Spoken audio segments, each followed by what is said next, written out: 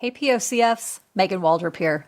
It's the last day of spiny lobster season here in California, and I'm sharing the real truth of how our season went this year. As we know, not all seasons are created equal, and this year was a huge reminder of that. Can you relate?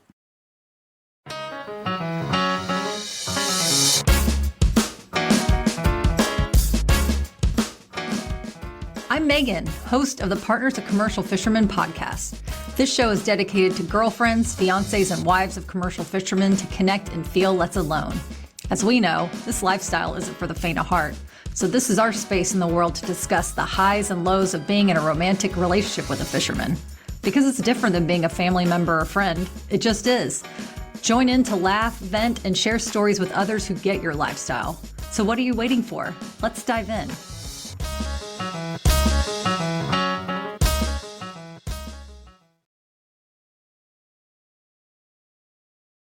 Hello, partners of commercial fishermen, and welcome back to our brand spanking new podcast just for POCFs to connect and feel less alone.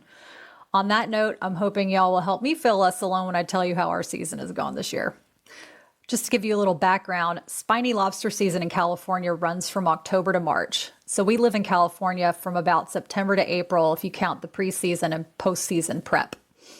In the off-season, we live in Wilmington, North Carolina, and use the cross-country road trip as a vacation to reconnect twice a year. It's kind of like how we get back to each other, if you will. With that said, the Southeast is like a playground for me. I've lived most of my life in the Carolinas and in Georgia, and my family and my ride or die friends are all there. Plus, summer tour, music, live music all day long. Chris has fished in Bristol Bay each summer since we've been together, so I use that time to hang with my people and just do me.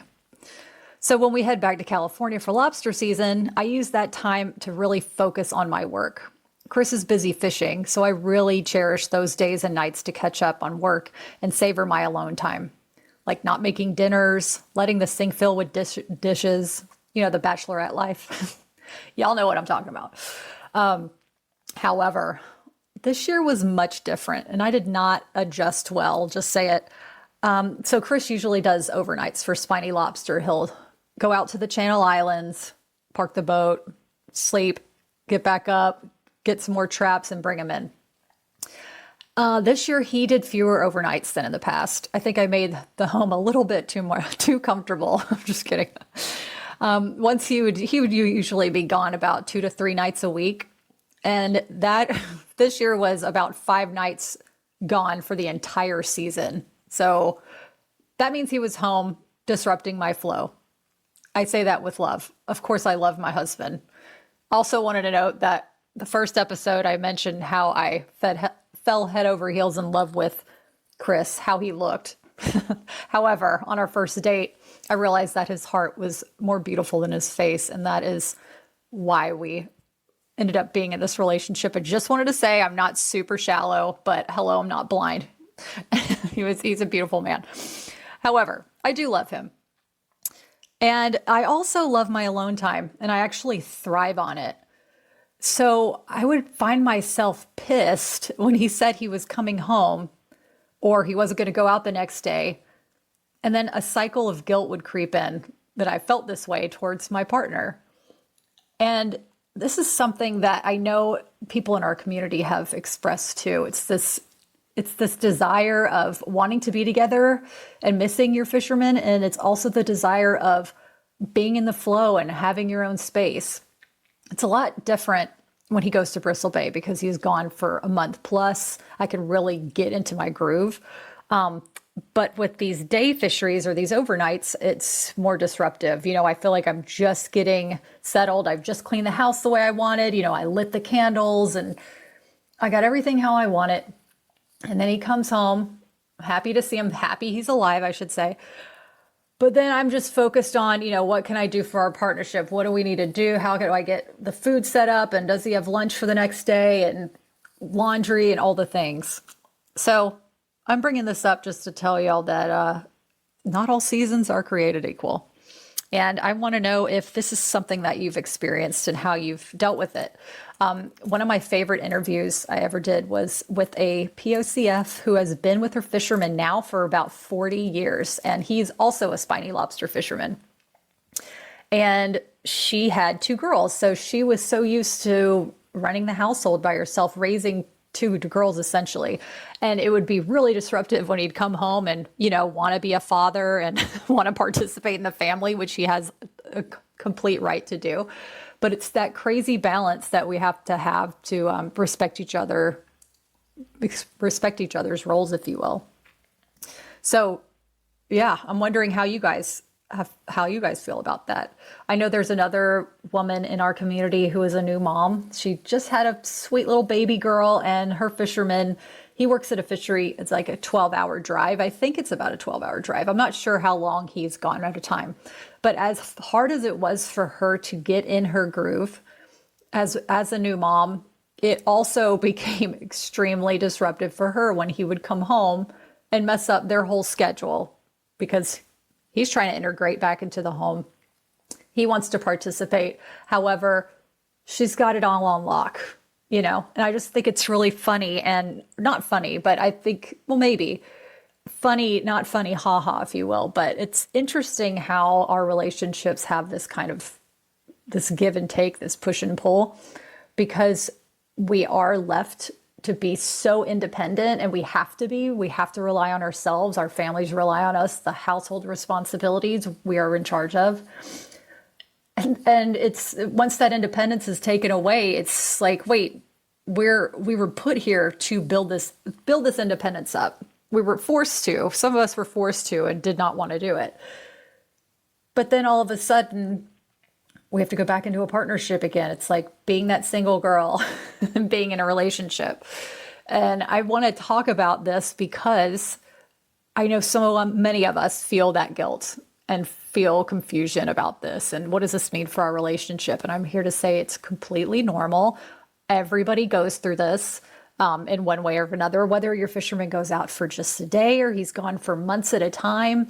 There is that interesting aspect of being this independent woman and being in a committed partnership and teamwork and all those things.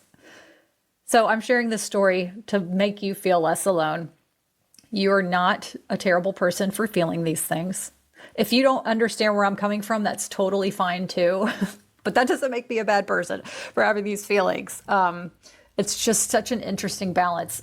So I think it probably took me about, October, November, December, January. I think I probably got used to this in February, and I'm not even kidding. Okay. So, yeah, it took me a long time just to breathe through the disappointment that I wasn't having my own time to myself.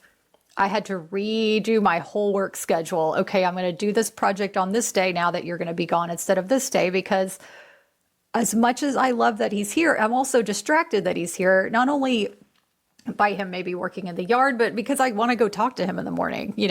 I go get coffee and I'm like, oh, hey, how you doing? 20 minutes later, it's like my creative brain has been shut off and I can't go back into my flow like I'm used to. Writing takes a freaking ton out of me.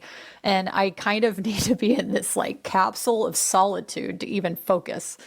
So, and it's not Chris's fault, obviously, this is his life. But it's just been a very big struggle. So, something that I've had to overcome. And, I have to tell you something that I did discover with this intense emotion is that, I actually do enjoy being around my husband. Who would have thought? I'm like, oh, I actually do like being around you. This is the upside of it. I feel like sometimes I feel so protective of my alone time that I don't want to let him in almost, as crazy as that sounds. Even when I was back east, it's like I go to shows with my friends. We have our flow. We have our thing. We have our own dynamic. And I'm almost nervous to let him in for fear of, will he judge me for it? Which is ridiculous. How will he find this fun or will he find this ridiculous? And if he does, that's fine. Everybody's different. But what I learned over these past couple months is that I do love spending time with Chris, which I knew. However, in this more, daily capacity that I was not used to. So I just want to tell you guys, if you're going through this, just work through it, because I know that women who, fishermen are retiring, they also have this issue. And also women who are, men who are in other industries, or partners that are in other industries that retire, women have this challenge of getting used to their partners being around all the time. Sometimes if seasons get canceled, you've got to deal with it that way. But you're not alone in this. There's always a silver lining, and there's ways to carve out your time for yourself. For me, I told Chris, okay, I have to focus. My brain shuts on from 6 a.m. to 12 p.m. That's my golden time to be creative. So he is very, very conscious of that, and has been very respectful of giving me my time and just leaving and, doing his projects and everything. And letting me focus. So I think it was more of just creating healthy boundaries and sharing with love, being kind about it. I love you. I love that you're here and you're alive and you're safe. Number one, fishing is dangerous. I'm so glad that you are alive. Number two, I really, really rely on my alone time, and I really rely on this time to focus on my own work. Would you mind if blah, blah, blah, blah, blah. Set these boundaries in place. And that's just one small example of how to set a personal boundary. And once we get used to that, get better at it, we can start implementing them in other aspects of life. Could you watch the kids? Would you be able to take this task over for me?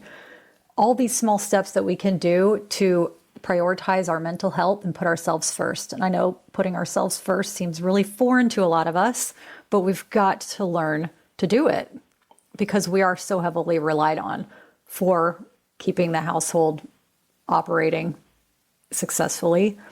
We can't pour from an empty cup, and it's not selfish to do so. I think that's the other thing.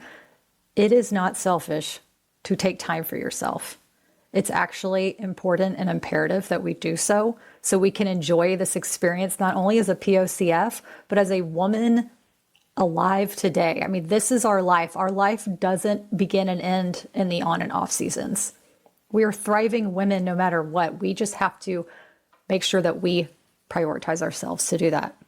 And we can do that by having these honest, loving conversations with our fishermen, and know that they will hear it, and we can go from there, And I hope that this helped you today and helped you feel less alone, and maybe inspired you to take some action on how you can implement that small boundaries and self-care into your life. So I can't wait to see you next time, chat with you next time. And as always, thank you for listening and for being here. Hey y'all, I so appreciate you being here. Thank you so much for taking the time to listen. To support our community, I'd love for you to join us by subscribing to this podcast, hitting the like button, and/or posting a review. And if you're a POCF looking for more resources on how to navigate this unique lifestyle, things from long distance dating to motherhood advice and everything in between, visit meganwaldrop.com. That's meganwaldrep.com. We can't wait to connect with you.